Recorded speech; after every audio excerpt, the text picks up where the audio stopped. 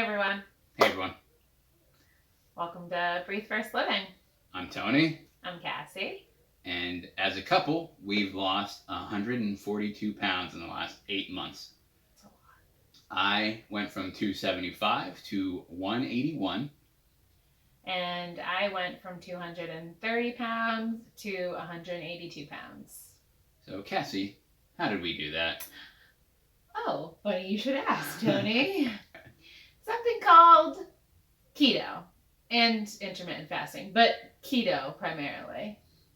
So today, we're going to talk about the ketogenic diet and what that is, and also if you should start the keto diet. First and foremost, before we start, we are not doctors. We don't know everything.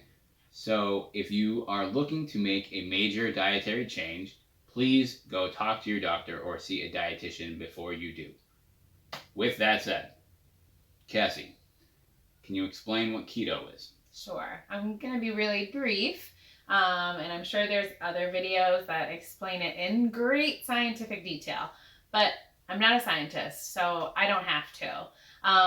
Long and short of it is the ketogenic diet is based off of a state of energy burning, so ketosis.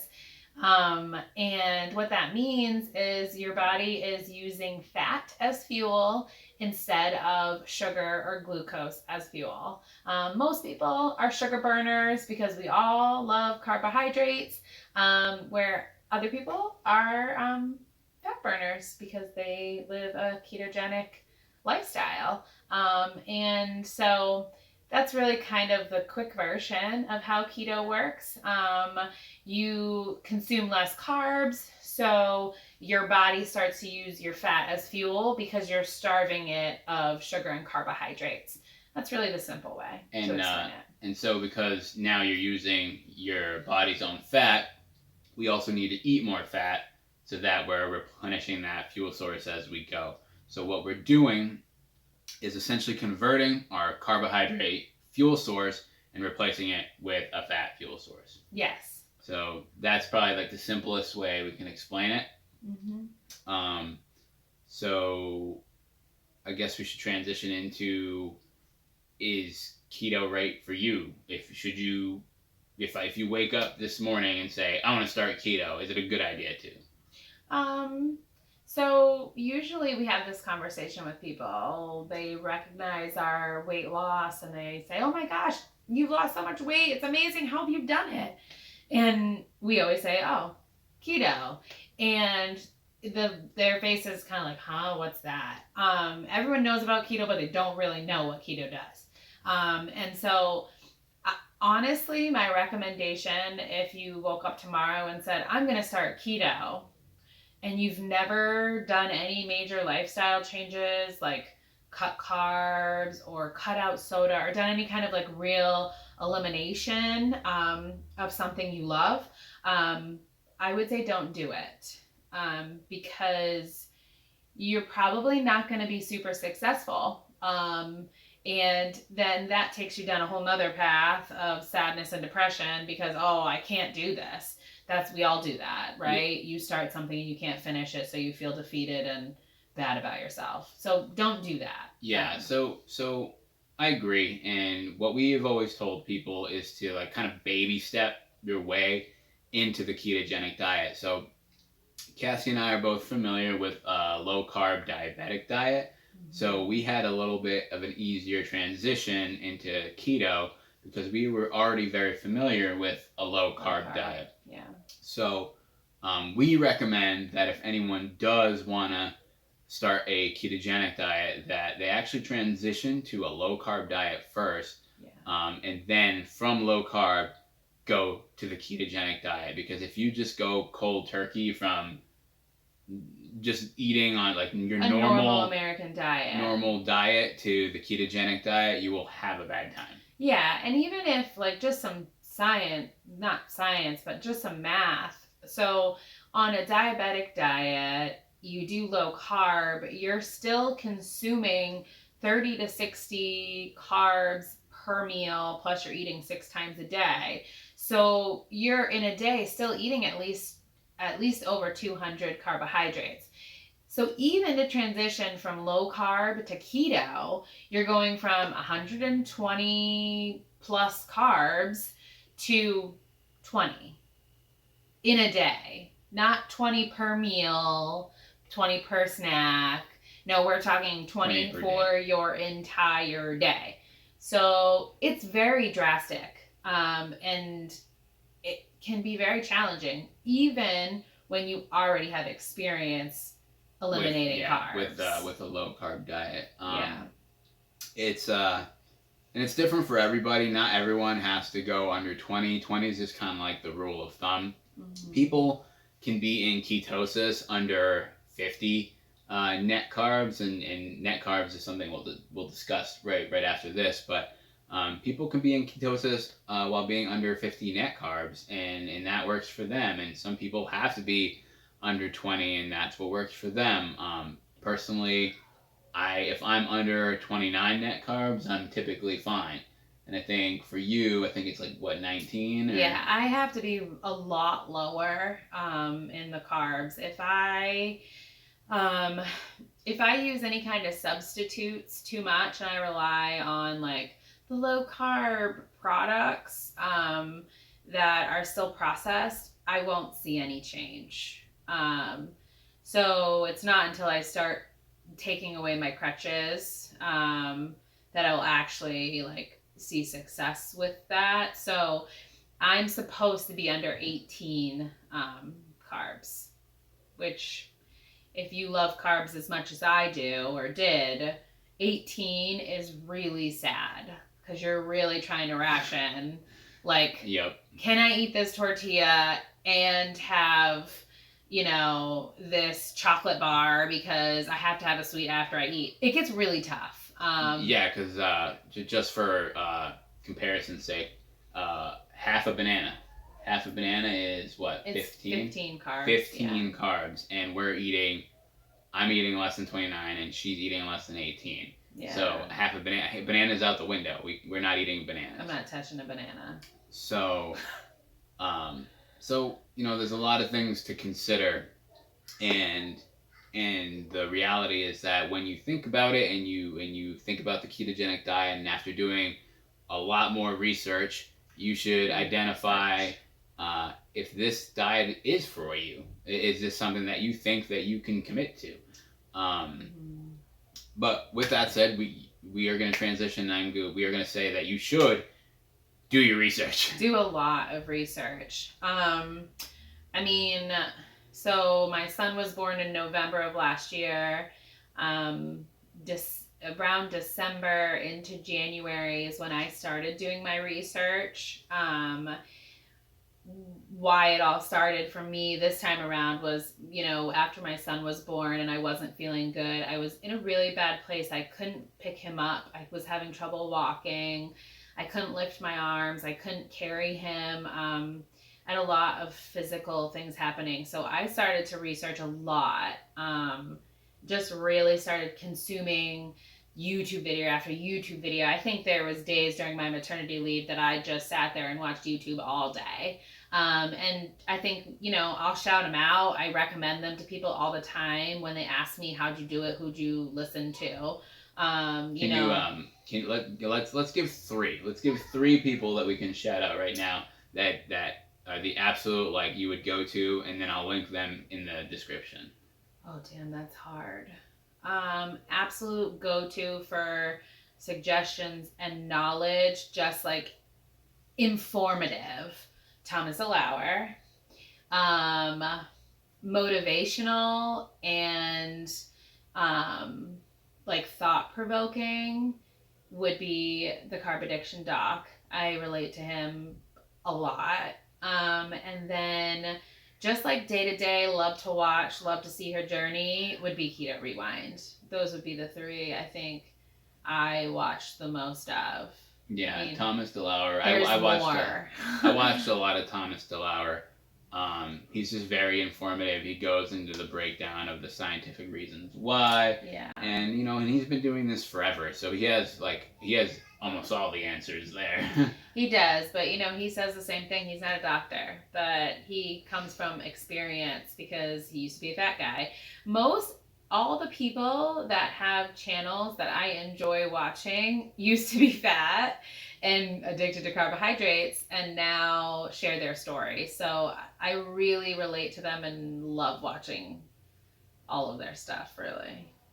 And there's more, but I could go on forever. Yeah, so, you want to make sure you do your research. And a lot of people, like when you start a lifestyle change or you want to make a lifestyle change, they'll think the easiest thing to say is just start. Just start. And I think it's really easy for us on camera to be like, yeah, just start. Go get them. Just make that change. You can do it. Like, and that's fine and that's great. And I'm not going to say that that's wrong, but we understand that it is very difficult to start. It is a complete change. For me, I had a ton of trouble with clearing a plate. So I would make these giant plates, and if I couldn't clear it, but I was feeling so full, I would still try and clear the plate. And that was just a learned behavior that happened over the years, and it took a mental rewiring to get rid of that. So I understand that it is completely hard to just say, just start. I'm just going to start. But with that said, it also can't be the excuse for why you're not starting. So what you should do is take some time, assess why you want to make a lifestyle change, and assess the target areas that are making you want to make that lifestyle change. Because if it's for a petty reason or an unimportant reason, it's like I said about wanting to just fit into a dress. Yeah, it's not. You don't want to just make a lifestyle change so you can fit into a dress. Yeah. Because that isn't sustainable over time. You're just a dress is gonna come and go. But you want to be making that decision for you, so that you can look in the mirror and say, I made this accomplishment, I did it, and I feel happy about myself. And you want to feel motivated every day to wake up and make the same choice and not go back to that old self, to not go back to that dark place. I think, and this goes for any lifestyle change. We have to remember that you're human, right? That's something we always want to talk about too, and remind everyone that you're just a person, who is honestly trying to do the best they can for themselves and maybe for others, but first and foremost, it has to be for you. So, you've got to get to a point where you can throw out the excuses and just go. We just started. And like Tony said, it sounds silly and it's easy for us to sit here and say, just start. But what's stopping you from tomorrow morning waking up and having eggs and bacon? What's stopping you from doing that? Nothing. Yeah, as a matter of fact, you probably are going to anyway. Yeah. So maybe, just make that conscious effort to not have home fries. Or go to the store and buy some sugar-free things. Make those changes that are livable and don't feel like you're depriving yourself. Yeah, and actually you brought up a good point, is that you say just go to the store and buy stuff. We want to make this clear, when we started this, it was not an expensive change. There are keto purists out there that very strict clean keto. That are very strict clean keto, and that's great. That works for them. But the important thing for you to remember, and what we utilize, is that we made the change, and maybe it's not necessarily the cleanest things that we always eat, but it's the change, and it's there, and it has occurred. Keto on a budget for sure. Real moment. In February, we don't make a ton of money. So I'm a budget person. I shop thrifty and I shop sales and I use coupons and I look at all the flyers. Hell, the other morning I went to 4 different grocery stores to get all the different things that I wanted at the different grocery stores because no, I don't have the time to do that, but I wanted the sales that I wanted. So when people use the excuse of, oh, it's expensive to be keto, it's expensive to be paleo, it's just not true. Yeah, it's expensive if you go to the store and you get the beef that's grass-fed and grass-finished, and ideally, I would love to be able to do that. But that's just not reality. And to say that I can't be healthy because I'm not eating grass-fed beef is absolutely ludicrous. So I don't agree. I actually think our grocery bill got smaller because I was just buying vegetables and meat. Mm-hmm. I wasn't buying bread. I wasn't buying bagels and all the things that go with bagels. And I wasn't buying cereal. I wasn't buying all of those filler products that you stuff your face with. And then you stuff your face with it like another 10 times in a day. I wasn't buying that. So yeah, I had, because I didn't buy all of those things, I had $7 to spend on Lily's dark chocolate chips. You know what I'm saying? So, you know, and it was what got us through. So no, I don't buy strict clean keto, and everyone talks about, you know, the difference, and that's fine. But I think we're both living proof that you don't have to do strict clean keto to see success with this lifestyle change. Mm-hmm. And you know, and Cassie touched on it like a couple minutes ago. She said, you know, we're human. You know, it isn't right to just deprive yourself of something for a change. Yeah. So, you know, with that said, like you're going to have cheat meals. You're going to have days where you quote unquote mess up. But that's okay. It's perfectly fine as long as you're getting back on the bandwagon the next meal. If you're gonna have the cheat meal and then feel bad about it, you're just gonna be in this reoccurring cycle of feeling bad about yourself. So, so what you should really do is, if you're gonna have the cheat meal, own it. You should say, "Yep, I had this cheat meal because I wanted to, and I'm human, and that's what I wanted to do." And that's perfectly okay. But then on the next meal, if you're trying to stick to any sort of diet, you should get right back on that diet, and then just continue on, just roll through it. Because the more that you harp on yourself for making a quote unquote mistake, you're just gonna depress yourself more and more, and you're just gonna get into a cycle of, well, I already ate crappy, so I'm gonna eat crappy again. Yeah. And then you just find yourself right back where you were in the beginning. I mean, if I beat myself up over going to Taco Bell because I'm having a moment of weakness and I'm really feeling emotional and overwhelmed and I'm exhausted and I'm stressed and I just want to cry and scream, if I then look at myself and, okay, I've had the burrito that I was dying for, which, by the way, after you eat the cheat meal, you're like, oh, that wasn't even as good as I thought it was going to be. And you don't even care. So you're kind of like, why? And then it becomes more of like, why the hell did I do that to myself? Like, that's more of what you're fighting with. But if you like put yourself in the position to hate on yourself and be like, I'm so terrible because I slipped up, it's going to lead you to exactly where you were in the beginning. Yeah, it's a slippery slope. And I think that's kind of our thing. Again, we'll go back to our title of our channel, like, take a breath, breathe, and realize that you are a human being and you were doing what you know how to do. And real change doesn't just happen overnight.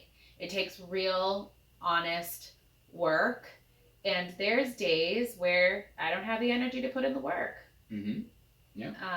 And that's just true. And you know what? And there's days where I'm like, I want some damn apple pie. And if there's apple pie, that was his first cheat. I'm having apple pie. We work hard for it. But we're human, and like just because we're on a journey doesn't mean that we don't get to enjoy ourselves. It just means that we take those moments and appreciate them for what they are. Amen. But no, I think we've rambled for quite a bit. Is there anything else that you want to discuss? I don't think so. I mean, I think, if you guys find us interesting, if you are like, wow, I really relate to them, or you want me and Tony to talk more about specific things, leave a comment down below, subscribe, like us, share us.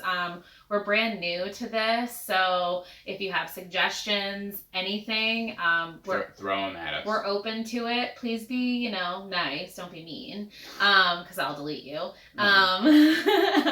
But definitely cancel. Definitely let us know, because that would be awesome. And I hope we made you laugh, and I hope we gave you a little motivation. And that's it for me. Yeah, that's all we got.